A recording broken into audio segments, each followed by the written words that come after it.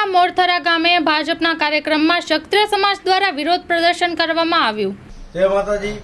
આજ રોજ થાનગઢ મોરથરા મુકામે ભાજપનો શક્તિ કેન્દ્રનો કાર્યક્રમ હોય ત્યાં ક્ષત્રિય સમાજ દ્વારા પરસોત્તમ રૂપાલાનો વિરોધ કરવામાં આવ્યો છે અને જ્યાં સુધી પરસોત્તમ રૂપાલાની ટિકિટ કાપવામાં નહીં આવે ત્યાં સુધી થાનગઢના ફરતા કોઈ પણ ગામમાં ભાજપનો કાર્યક્રમ હશે તો ત્યાં ક્ષત્રિયો લોકશાહીની ઢબે વિરોધ પ્રદર્શન જરૂરથી જરૂર કરશે। અમારી એક જ માંગ છે, પરસોત્તમ રૂપાલાની ટિકિટ રદ કરો।